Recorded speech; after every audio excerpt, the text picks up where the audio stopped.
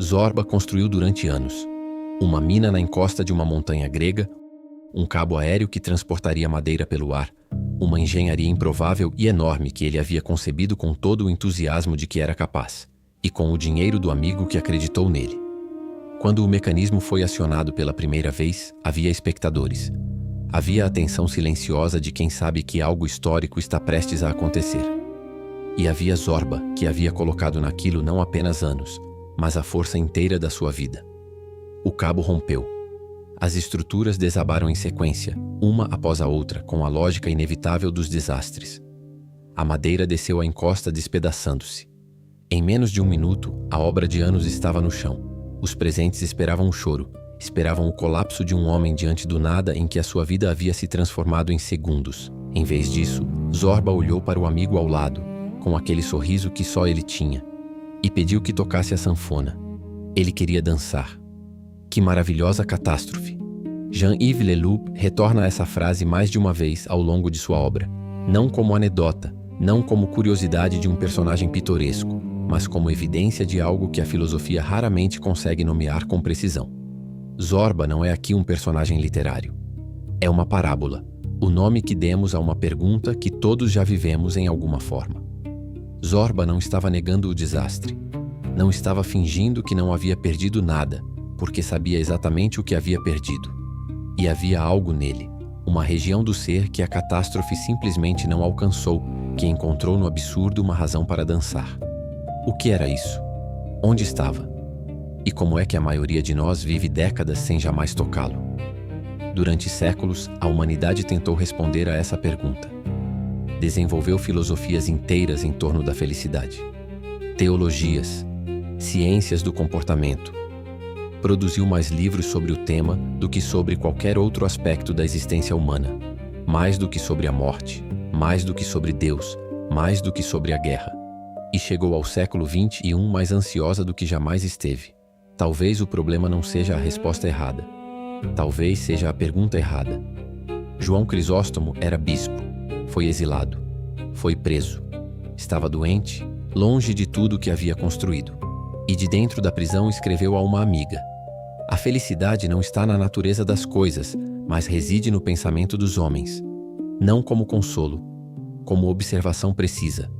A felicidade de João Crisóstomo não dependia de a prisão sair do caminho para funcionar.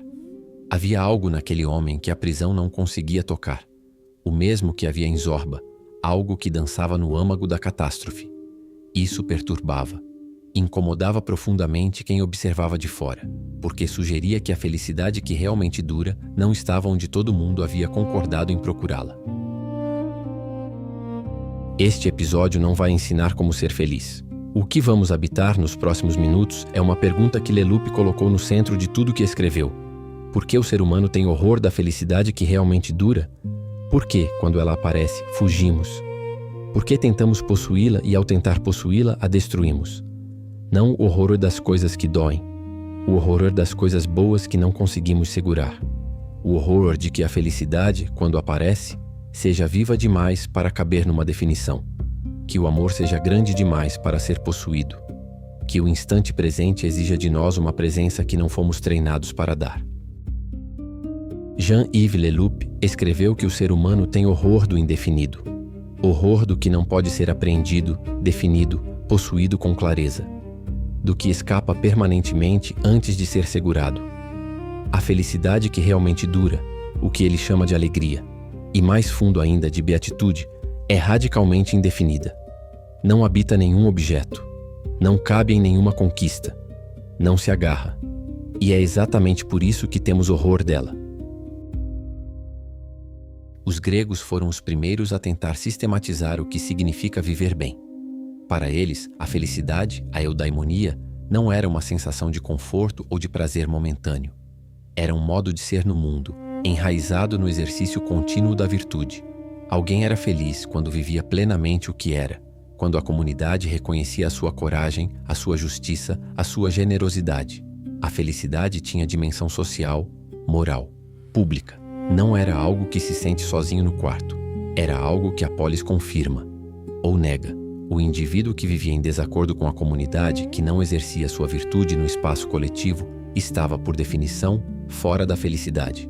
A eudaimonia não era interior no sentido moderno. Era a ressonância entre o que o ser humano é e o que a cidade reconhece nele. E havia também a busca interior. Os estoicos e os epicuristas, por caminhos diferentes, chegaram à mesma conclusão. Os desejos precisam de moderação. Não luxúria, não excesso, não a corrida incessante por mais. A meta era a ataraxia, um estado de equilíbrio da alma que não é varrida pela maré das paixões externas, que permanece estável diante do que não pode ser controlado. Era uma resposta sóbria, exigente, admirável em sua coerência, e era baseada no esforço, a felicidade como resultado de uma prática, de uma disciplina continuada ao longo de uma vida inteira. Havia aí já o germe de algo que vai crescer por 2 milênios. A felicidade como objetivo que se alcança pelo esforço correto. O cristianismo deslocou o problema de plano e, ao mesmo tempo, o aprofundou de uma forma que nenhuma filosofia anterior havia conseguido. A felicidade plena deixou de ser possível nesta vida, não por pessimismo, mas porque o vazio que o ser humano sente, aquela inquietação que não cessa diante de nenhuma conquista, foi relida como evidência de que somos feitos para algo que o mundo não pode conter. Santo Agostinho escreveu: Tu nos fizeste para ti, e nosso coração está inquieto até que descanse em ti.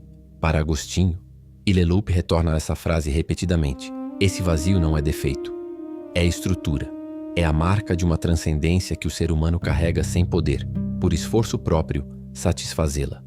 Mas o efeito prático para a imensa maioria foi transformar a felicidade em algo que se merece, ou não se merece, que depende do quanto se resiste ao pecado, do quanto se cumpre a doutrina, do quanto se atravessa do processo de purificação. A felicidade se tornou condicional, e para a maioria, permanentemente adiada, reservada para um plano que esta vida não oferece. O vazio continuava, mas agora tinha um nome, uma causa e uma solução que estava sempre um esforço moral além do alcance de quase todos. A modernidade recusou esse adiamento. Disse: não precisamos esperar por uma graça que pode nunca chegar. Somos seres racionais, perfectíveis, capazes de aprender com os erros e de corrigir o curso. Com o avanço da ciência, da medicina, das instituições democráticas, construiremos as condições para que o ser humano finalmente floresça, aqui, neste mundo, nesta vida. Era uma promessa genuinamente sedutora, e gerou no longo prazo a armadilha mais sofisticada que a história registrou. O pesquisador Arthur Brooks chamou de esteira hedônica um mecanismo que a neurociência documenta com crescente precisão.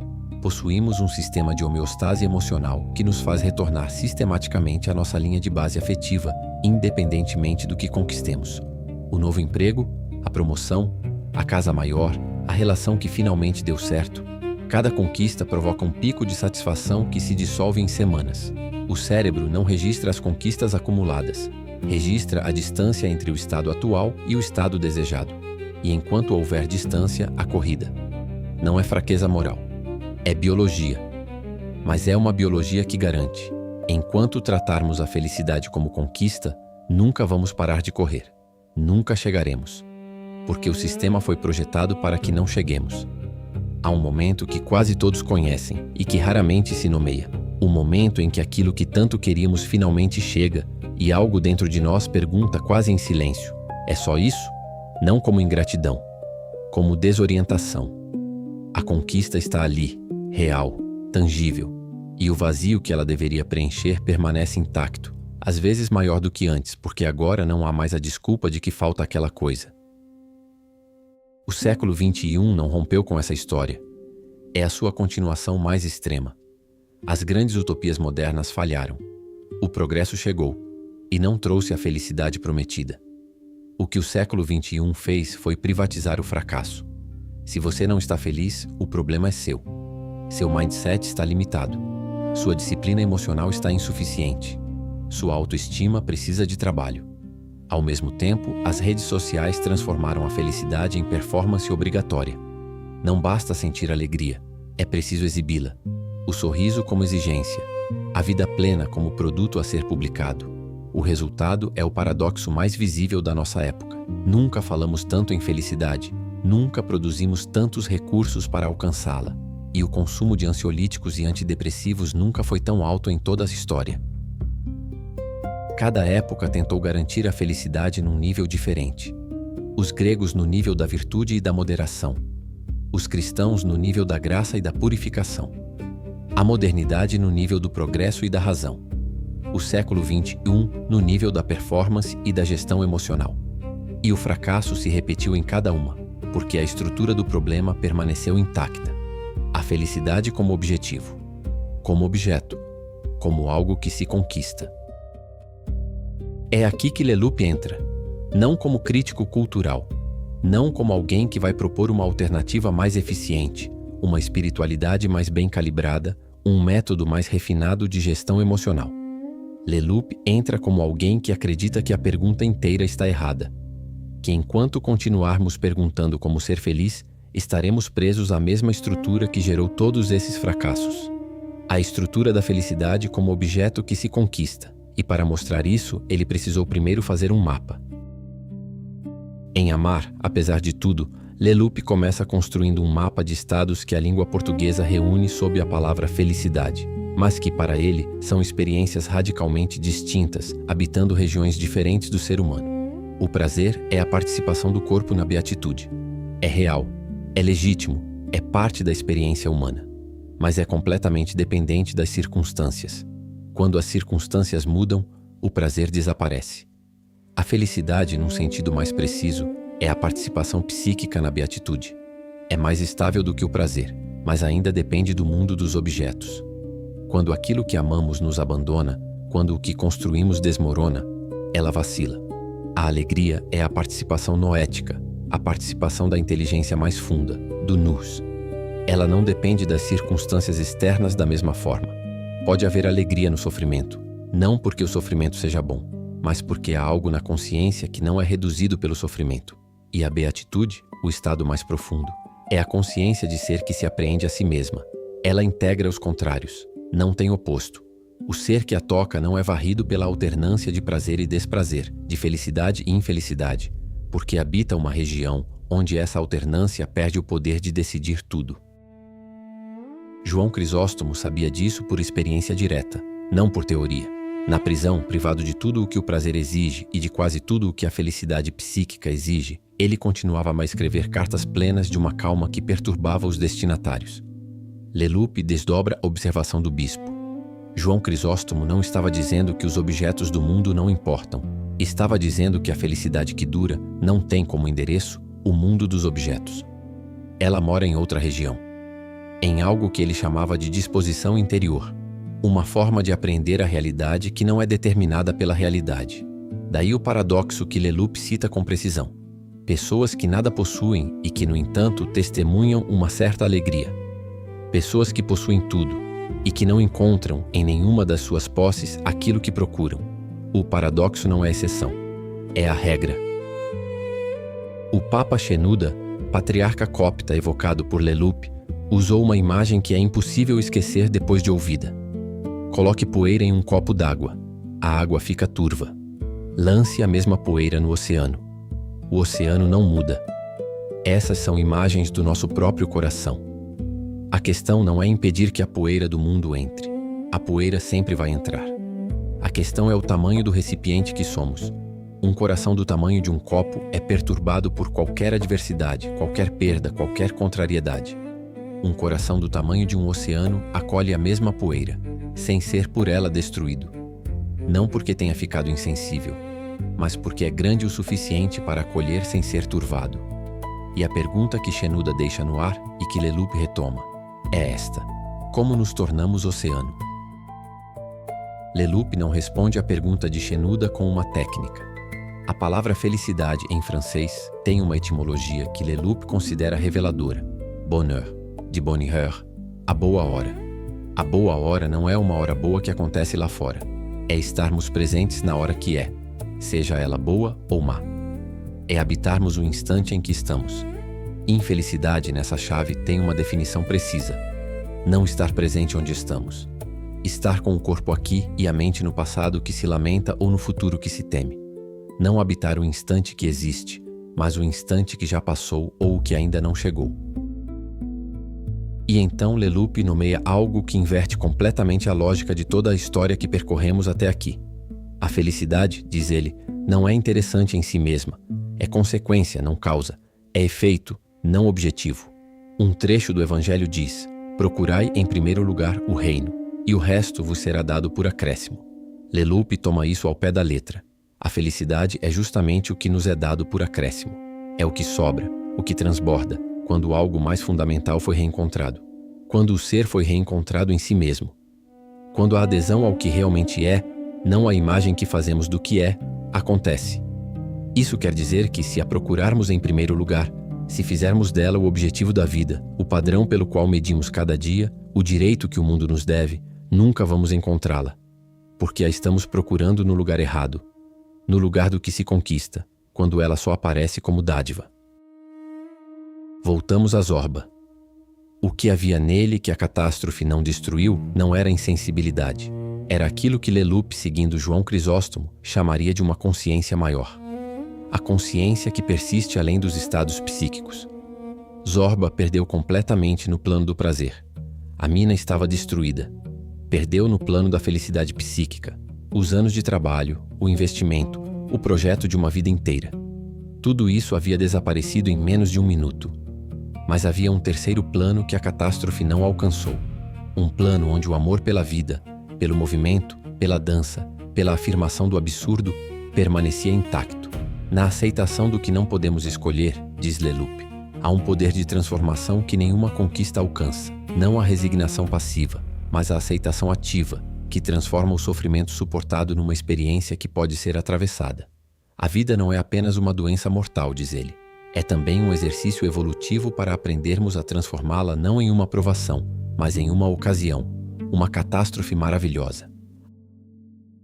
Há uma última camada no argumento de Leloup que é a mais desconcertante e a mais honesta. Se a felicidade que dura existe, se João Crisóstomo a viveu na prisão e Zorba a encontrou nos escombros, por que somos tão eficientes em não tocá-la? Por que, quando ela aparece, fugimos? Por que, quando o amor se apresenta, o amor que é por definição indefinido, que não cabe em nenhuma definição, que não se deixa possuir, sentimos um medo que nos paralisa? A resposta de Leloup está no capítulo 14 de Amar, apesar de tudo. O capítulo de título perturbador. O âmago do ser é indefinido. O ser humano tem horror do que não pode ser apreendido, definido, possuído com clareza. O que não pode ser controlado nos perturba de uma forma que vai além do desconforto, nos aterroriza. E o âmago do ser, o âmago do real, é por natureza indefinido. A própria matéria é indefinida, partícula e onda, presente e não localizada ao mesmo tempo. O ser humano é indefinido, matéria e espírito, razão e paixão, amor e horror de amar. Diante do indefinido, diz Leloup, o ser humano desenvolveu uma estratégia de sobrevivência que é, ao mesmo tempo, sua maior prisão. Prefere a ideia que tem da realidade à realidade em si. Prefere uma certeza congelada ao real que escapa permanentemente. Leloup usa uma imagem poderosa. O pensamento congela o rio da vida. A matéria desliza. É devir, é movimento, é impermanência. O pensamento transforma esse movimento em imagem fixa, em definição, em certeza. Faz-se uma fotografia de algo que não para de correr. E depois se apega à fotografia como se fosse a coisa. Faz-se isso com pessoas. Faz-se com o amor. Faz-se com a própria felicidade. A imagem da felicidade, o que eu acho que ela é como ela deveria ser quando ela vai finalmente aparecer, substitui a felicidade. E quando a felicidade real aparece, indefinida, incontrolável, sem a forma que imaginávamos, não reconhecemos nela o que procurávamos. Talvez porque tenhamos medo da felicidade exatamente por isso. Ela é viva. E tudo que é vivo escapa. No capítulo 4, Leloup observa que temos medo de amar porque amar é mortal. Amar é mortal porque nos expõe à perda, do outro, de nós mesmos, da imagem que construímos de quem somos. Quando amamos, abrimos mão do controle. Nos tornamos vulneráveis a algo que não podemos administrar. E o ego, o eu que conhecemos, a imagem que construímos de nós mesmos ao longo de décadas, é, nas palavras de Leloup, uma memória encolhida. Um nó. Uma contração do ser que se fecha sobre si mesma para se proteger. Esse nó não se descontrai por decisão. Não podemos dizer quero amar da mesma forma que dizemos quero aprender algo, ou quero adotar um hábito. O ego resiste, a contração persiste, Somente às vezes, de maneira surpreendente, esse nó se afrouxa, no momento em que menos esperamos. O amor não é uma conquista, é uma visita. O vazio que Santo Agostinho identificou no coração humano, aquela inquietação que não cessa, não é para Leloup uma ferida que precisa ser curada. É a abertura que o amor exige. Um coração sem vazio não tem onde receber. Não tem onde ser surpreendido. O vazio não é a ausência de plenitude. É a condição de possibilidade da plenitude. E é por isso que todas as estratégias de preenchimento falham. O copo que tentamos encher permanece insatisfeito não porque seja deficiente, mas porque está feito para ser oceano. E aqui chegamos ao núcleo mais fundo de amar, apesar de tudo. A frase que para Leloup carrega o peso de uma ética inteira. O relacionamento é perfeitamente viável. O que é impossível é a apropriação.